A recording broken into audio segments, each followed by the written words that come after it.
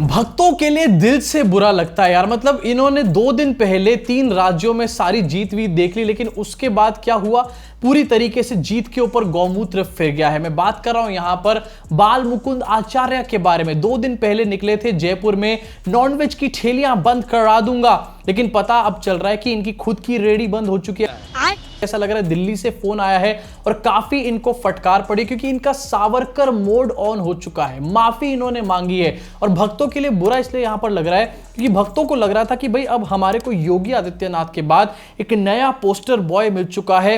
बाल मुकुंद आचार्य जी राजस्थान के अंदर भगवा की आंधी ले आएंगे, हर जगह हिंदुत्व फैला देंगे, मुसलमानों की नाक में दम कर देंगे। लेकिन इनका तो अपना ठेला बंद हो गया है यार, बहुत बुरी तरीके से हवा निकली है इनकी।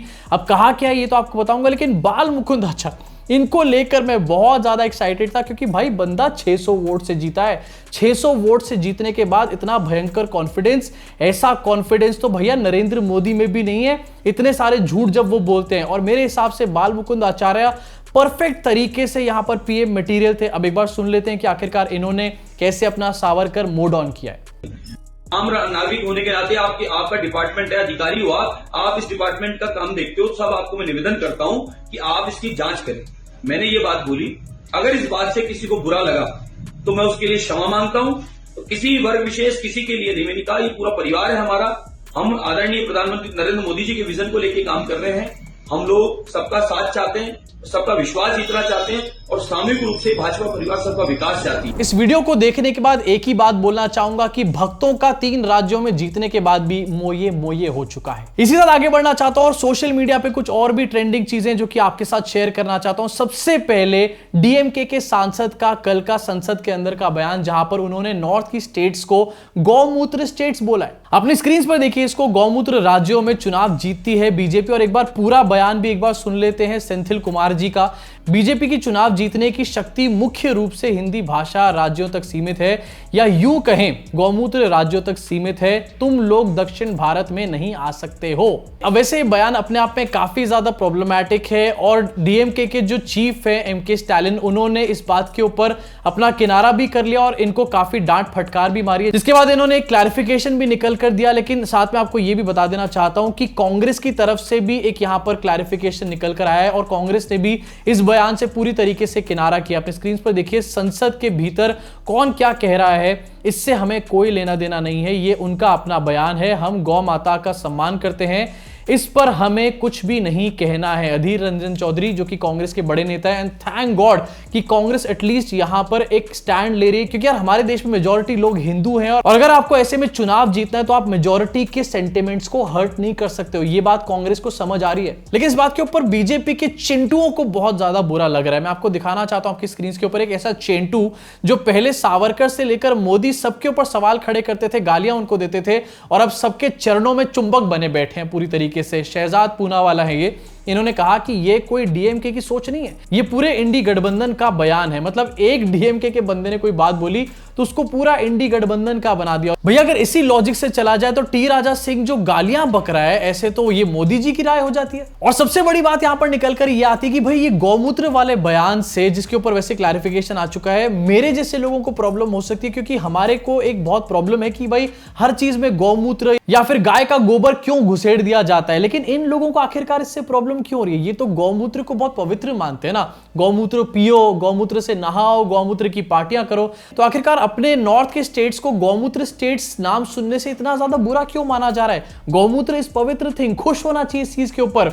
इससे साफ पता चलता है कि ये लोग कितने बड़े दोगले हैं। अब ऐसे में मैं सेंथिल कुमार को धन्यवाद देना चाहूंगा कि कम से कम उन्होंने गौमूत्र वाले अपने बयान से इनको एक्सपोज तो कर दिया। इसके साथ आगे बढ़ना चाहूंगा और बात करना चाहूंगा नरेंद्र इमोजी के बारे में। नहीं, नरेंद्र मोदी नहीं, नरेंद्र इमोजी होना चाहिए इनका नाम, क्योंकि भैया ट्विटर के ऊपर ऐसे ऐसे इमोजी यूज किए जा रहे हैं, मतलब खुशियां जो है वो कीपैड के थ्रू बाहर निकल कर आ रही हैं। मैटर क्या है आपको दिखाना चाहता हूं आपकी स्क्रीन के ऊपर। शिव अरूड़ जो कि बहुत अनबायस्ड पत्रकार है, उसने एक शो करके डाला जहां पर उसने कहा कि कांग्रेस का मेल्टडाउन हो गया, और लिखा मेल्टडाउन ए आजम। और इस शो में बताया कि आखिरकार कांग्रेस इस हार के बाद किस किस तरीके की बातें कर रही है। ठीक है भाई, हर पार्टी के अपने अलग तरीके के रीजन हो सकते हैं, बीजेपी के भी अपने अलग तरीके के रीजन होते हैं, लेकिन क्या उसको मेल्टडाउन ए मोदी बोला जाता है? नहीं बोला जाता है, लेकिन इस चीज को यहां पर मेल्टडाउन ए आजम बोला गया। और इसके ऊपर कोट ट्वीट किसने किया? स्वयं हमारे श्री श्री 100 भगवानों के अवतार मोदी जी ने, और कोट ट्वीट करके अपना इमोजी का सारा ज्ञान एक जगह पर डाल दिया। अपने स्क्रीन पर देखिए, कोट ट्वीट करके इन्होंने लिखा कि may they be happy with their arrogance, lies, pessimism and arrogance, but 5 alert के इमोजी। उसके बाद लिखा गया beware of their divisive agenda, an old habit of 70 years old can't go away so easily. फिर से 5 यहां पर अलर्ट वाले इमोजीज लगाए गए। उसके बाद लिखा गया also such is the wisdom of people that they have to be prepared for many more meltdowns ahead. और उसके बाद 10-15 हंसने वाले इमोजीज लगाए गए। इसलिए मैंने बोला ये नरेंद्र मोदी नहीं, ये है नरेंद्र इमोजी। सबसे पहली बात तो यहां पर मैं मेंशन करना चाहूंगा, जिस टाइम पर बीजेपी दिल्ली में हारी थी उस टाइम पर बीजेपी का मेल्टडाउन तो छोड़ दो, सुधीर चौधरी जो कि अपने आप को एक अनबायस्ड पत्रकार बताता है, उसका भी मेल्टडाउन हुआ था और उसने दिल्ली के लोगों को मुफ्त खोर तक भी बोला था। उस टाइम पर शिव अरोड़ा ने कुछ नहीं बोला, हमारे मोदी जी ने कुछ नहीं बोला।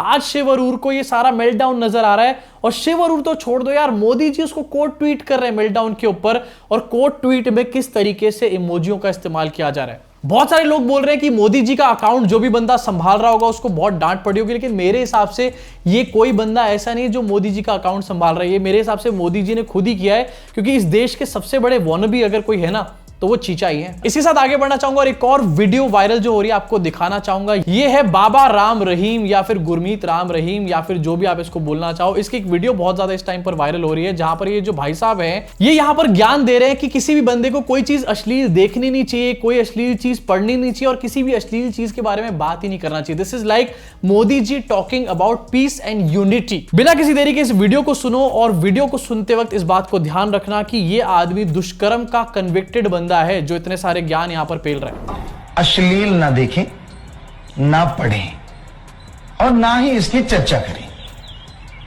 अश्लीलता आदमी की उत्तेजना को चरम सीमा पे ले जाती है और उससे लॉस के अलावा कुछ हासिल नहीं होता। अश्लीलता देखते हो, अश्लीलता सुनते हो, अश्लीलता पढ़ते हो तो ब्रह्मचर्य पे कायम नहीं रहा जा सकता। तो ये रहन सहन में परिवर्तन लाना होगा, स्वस्थ जीवन तभी हासिल होगा। भाई कॉन्फिडेंस के मैटर में तो यहां पर राम रहीम ने बाल मुकुंदाचार्य को भी पीछे छोड़ दिया है। अब यहां पर ये वीडियो है या फिर गुरमीत राम रहीम अपना ही स्पूफ बना रहे हैं, मुझे समझ में नहीं आ रहा। मतलब एक दुष्कर्म का कन्विक्टेड बंदा यहां पर मोटिवेशन दे रहा है और अश्लीलता से दूर रहने को आपको बोल रहा है। भाई इसको देखकर मोटिवेशन के मामले में बियर बाइसेप्स का रणवीर अलाहाबादिया भी शर्मा जाएगा।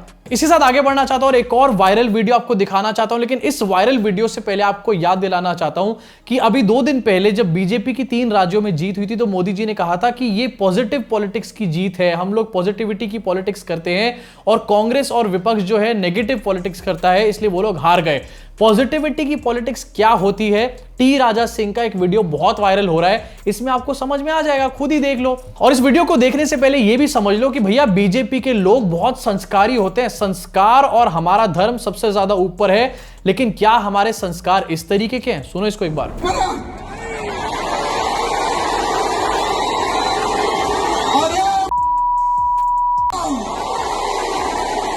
ये मेरा बेटा है, बड़ा बेटा। मैं क्या आज नहीं तो कल, अरे जिस दिन भी मैं मरूंगा मेरी जगह पर ये हिंदुत्व का कार्य करेगा। अब ये है टी राजा सिंह और इसकी इस वीडियो को मैं बिना बीप के यहां पर चला भी नहीं सकता था। इनफैक्ट मेरी सच मानो ये वीडियो का बहुत छोटा सा पार्ट था। पूरी वीडियो अगर आप यहां पर सुनते बिना बीप के ना तो आपके कानों से नहीं बल्कि फोन स्क्रीन से भी खून टपकने लग जाता। और फिर दूसरी तरफ हमारे श्री श्री श्री मोदी जी कहते हैं कि भैया हम तो पॉजिटिविटी की पॉलिटिक्स करते हैं, नेगेटिविटी की तो वो लोग करते हैं। टी राजा सिंह का ये video is the perfect example जिससे हमारे को ये समझ में आता है कि आखिरकार बीजेपी हिंदुओं को कैसे डैश बनाती है। अगर ये काफी नहीं तो आपको एक और दिखाना चाहता हूं। एलवीश भाई साहब, यस इनकी वापसी हो चुकी है। इनका एक ट्वीट बहुत ज्यादा इस टाइम पर वायरल हो रहा है और इस ट्वीट में क्या कमी है बहुत सारे लोगों को तो समझ में नहीं आया, लेकिन मुझे समझ में आ गया। एलवीश यादव ने अपनी एक फोटो ट्वीट करी जहां पर हनुमान जी की मूर्ति के सामने एलवीश यादव बैठा हुआ है और ये दिखा रहा है कि मैं पूजा पाठ कर रहा हूं। ऐसा लगता है कि मोदी जी से और योगी जी से इंस्पायर होकर ये फोटो खिंचवाई गई है, यानी कि आजकल इन्फ्लुएंसर जो हैं वो खुद मोदी और योगी से इन्फ्लुएंस हो रहे हैं। अब इस पूरी फोटो में कोई प्रॉब्लम नहीं है, बहुत अच्छी बात है। एलवीश यादव बजरंगबली का बहुत बड़ा भक्त है, मैं भी हनुमान जी को बहुत मानता हूं, लेकिन इसके कैप्शन में एक बहुत बड़ी प्रॉब्लम है जो कि एलवीश यादव के अपने फॉलोअर्स भी नहीं पकड़ पाए। यहां पर देखिए कैप्शन को, जहां लिखा हुआ है दुख दरिद्र निकट नहीं आवे, महावीर जब नाम सुनावे। इस ट्वीट को देखते ही मुझे समझ में आ गई थी कि इस आदमी को हिंदू धर्म के बारे में कुछ भी नहीं पता है। इनफैक्ट इस आदमी को बजरंग बली के बारे में कुछ नहीं पता है, क्योंकि ये जो 2 लाइनें हैं ये हनुमान चालीसा से निकाली हुई लाइनें हैं, लेकिन ये लाइनें गलत लिखी हुई हैं। इन लाइनों का करेक्ट वर्जन ये है कि भूत पिशाच निकट नहीं आवे, महावीर जब नाम सुनावे। इनफैक्ट इसके आगे की भी पूरी हनुमान चालीसा बिना कहीं से पढ़े मैं यहीं पर जबानी बता सकता हूं, लेकिन मुझे किसी को प्रूव करने की जरूरत नहीं कि मैं असली हिंदू हूं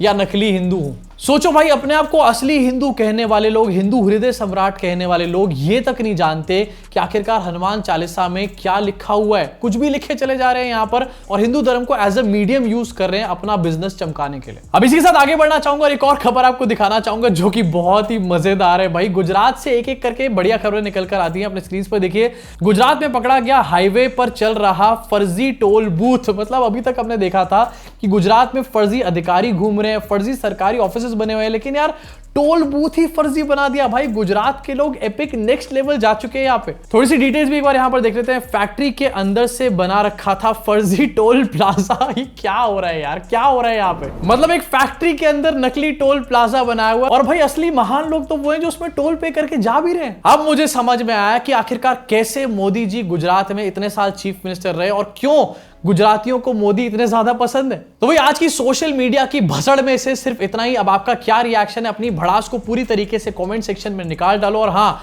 डंकी का ट्रेलर आ चुका है और उस ट्रेलर के ऊपर मैंने अपना रिव्यू बना के डाला है। मेरे फिल्मी चैनल के ऊपर आपको ये देखने को मिल जाएगा, लिंक डिस्क्रिप्शन में है। अगर आपको डंकी का थोड़ा सा भी क्रेज है, चार्म है, तो इससे जुड़ी हुई काफी इंपॉर्टेंट बातें मैंने उस वीडियो में डाली हैं, तो उसको मिस मत करना। साथ ही अगर ये वीडियो पसंद आया तो लाइक का बटन दबा के, सब्सक्राइब का बटन दबा के, बेल आइकन जरूर दबा लो। 2 बिलियन जल्दी पहुंचाओ यार, रुक गए हो तुम लोग। मतलब मिशन है एक, करो सब्सक्राइब और बेल आइकन दबाओ सबसे पहले, नहीं तो रात भर सपने में श्री श्री आएंगे, साथ में मेलूनी चाची भी आएंगी, मैं बता रहा हूं।